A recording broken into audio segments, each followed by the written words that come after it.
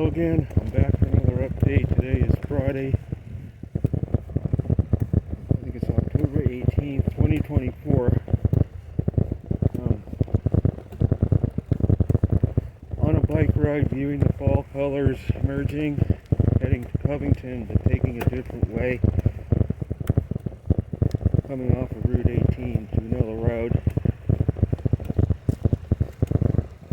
And this is one really beautiful ride.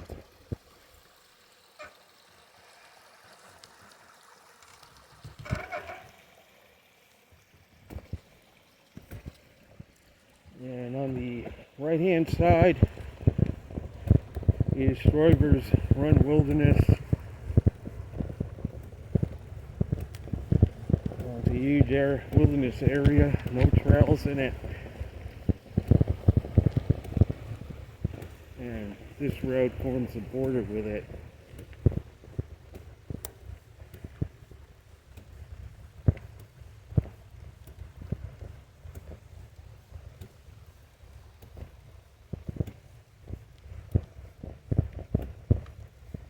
And on the left side of the road is Middle Mountain.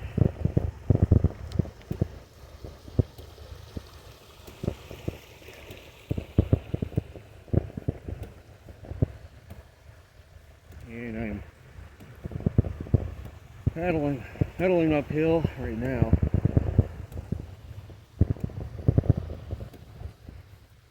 Just enjoying these fall colors.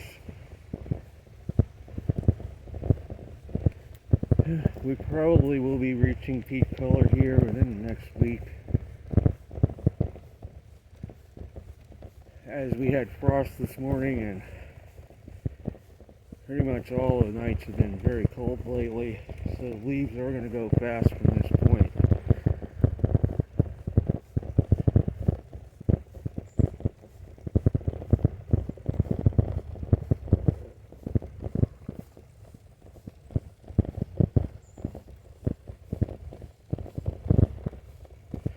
So what I'm going to talk about is, it appears the hurricane season is about over.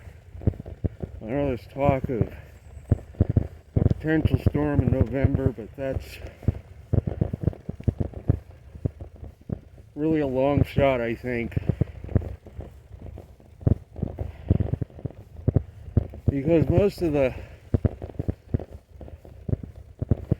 ocean has been tapped out of heat with the number of storms that were generated this year. Especially toward the end of September, that what heat was put in by the latest solar activity, I feel, has been used up by this excessive amount of storms we've had lately.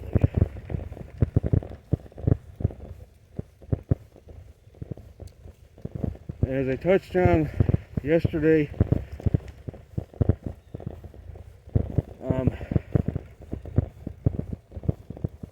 NASA and NOAA both declared that the peak of solar cycle 25 has been reached.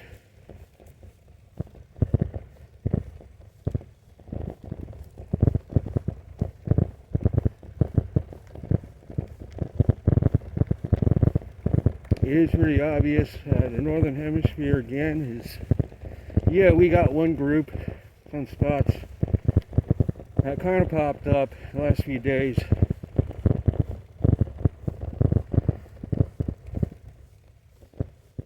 But especially the northern hemisphere, as I touched on yesterday, is dying out in activity.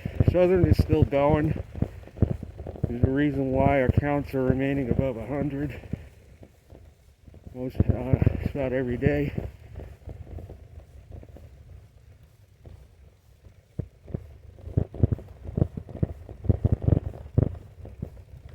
It'll be interesting to see what happens from here.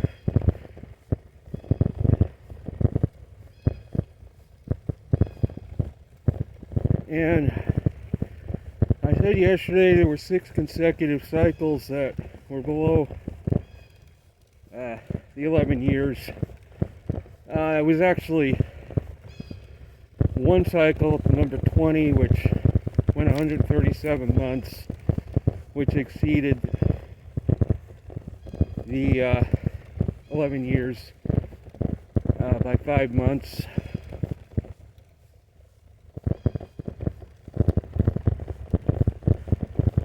So it's 6 out of 7 cycles.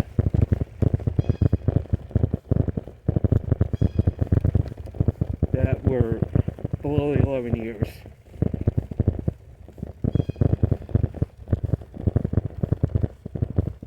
That would definitely have a long-term warming effect on the climate.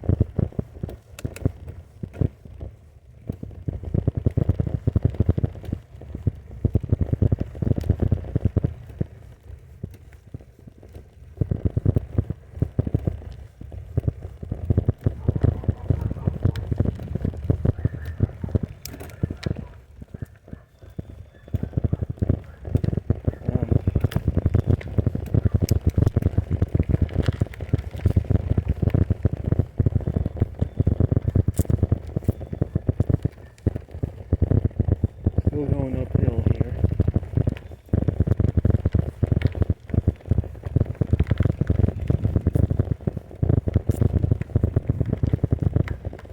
Yeah, solar cycle 20 only had 137, or had over 100 over the 11 years, which was in the early 70s. And even just that one cycle, being over 11 years, brought to a halt a warming trend that had been going on in the 40s and 50s, 30s.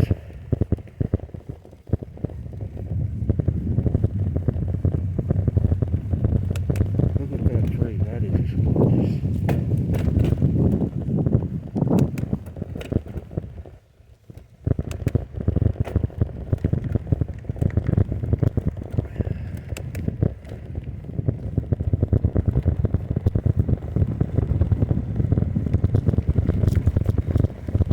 But all in all, the 20th century, just about every cycle was below the 11-year average, especially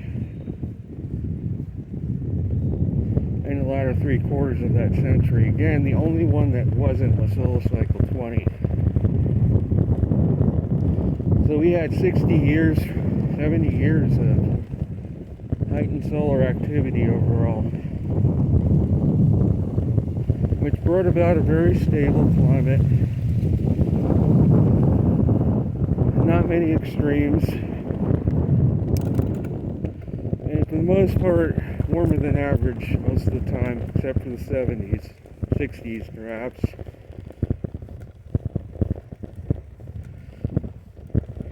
But going back before that, looks like there's a kitty cat up ahead, a white kitty cat. Going on before that,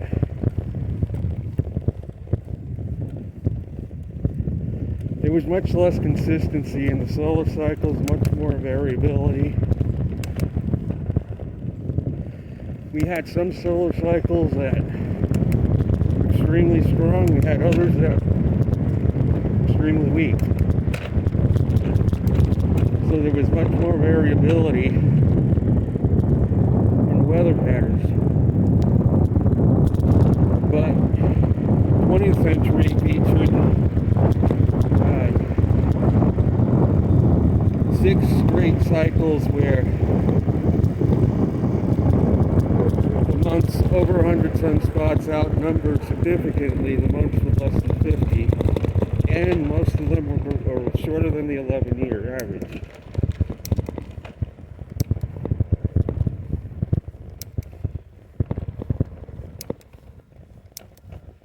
And the reason why temperatures don't go up and down with the 11-year cycle, and why it takes a longer term variation to affect the long-term climate, is because 11 years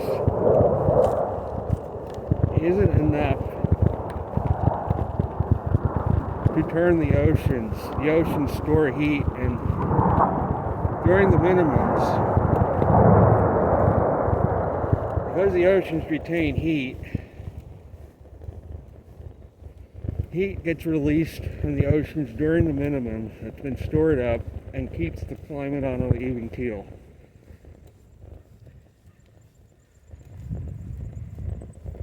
So that by the time the oceans are giving up their heat, another till the maximum comes and restores it, what's been given up, so the temperature doesn't vary much during the 11-year cycle. I mean, you may get a winter or two that's colder than average during the minimum, but overall there's no significant variation caused by 11-year cycle in temperatures.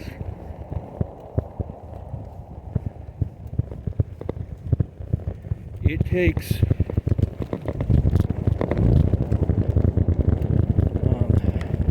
a longer term variation, like 60 years of elevated solar activity is going to raise temperatures globally. Whereas 3 consecutive no-show cycles, activity falls through the floor, is going to drop global temperatures, especially toward the end of that period.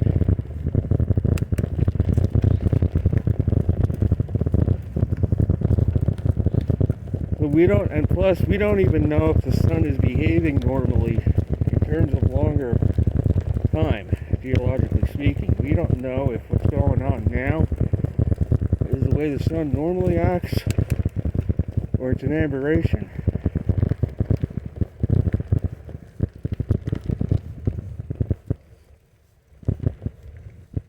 Because we only have a relatively very short period of time in the record to go by.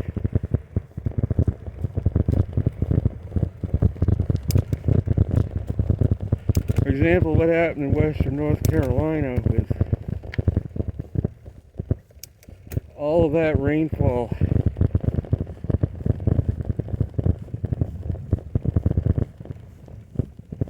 It seems like that, I was thinking this morning, we have not gotten any rain since Helene here.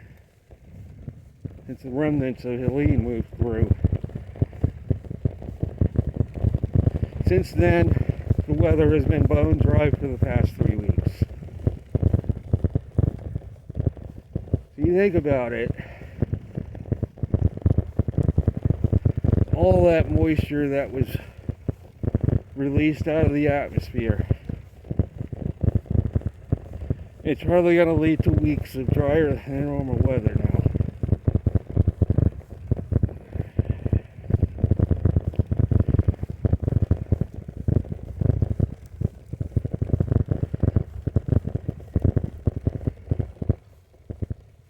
We don't know for sure.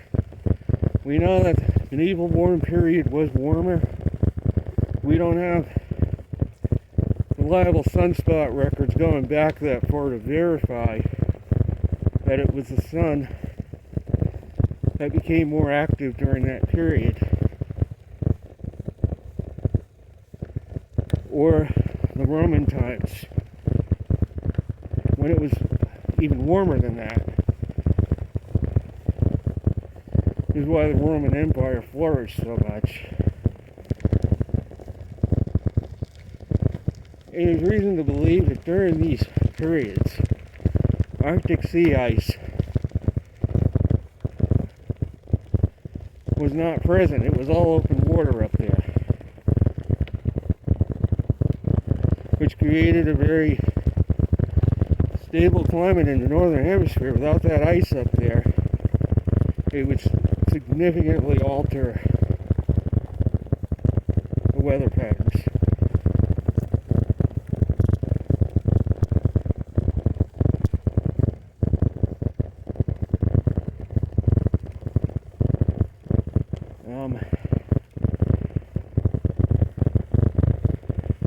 During those periods, likely the only ice in the northern hemisphere was the Greenland ice cap, which probably melted back significantly. I mean, there was still plenty of ice, but it melted back far enough probably for forests to grow along the edges of the ice sheet. Probably most of which are buried now under the ice, remnants. Antarctica, maybe a little bit of that might have melted, but not much along the edges.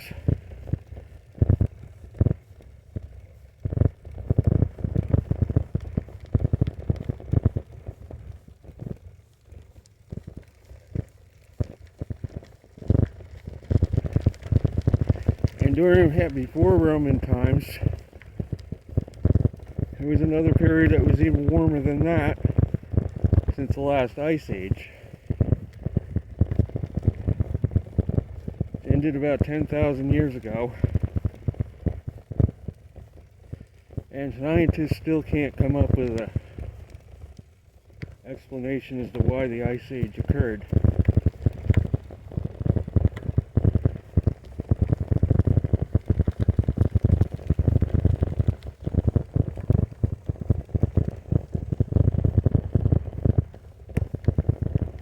The point is, there are times the climate was significantly warmer than today.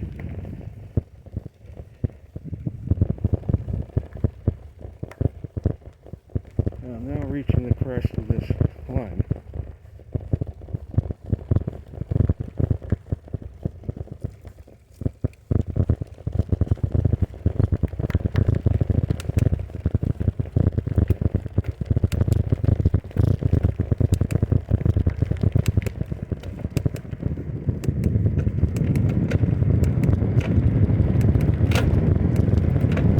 In contrast, during the Little Ice Age in the 1600s, which corresponds to the Moor minimum, glaciers over Europe grew to the point where people panicked, thought another ice age was coming.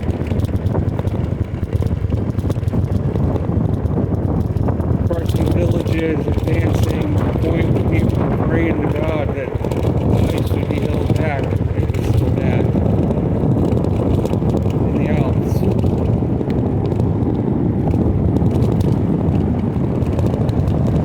Then around 1850,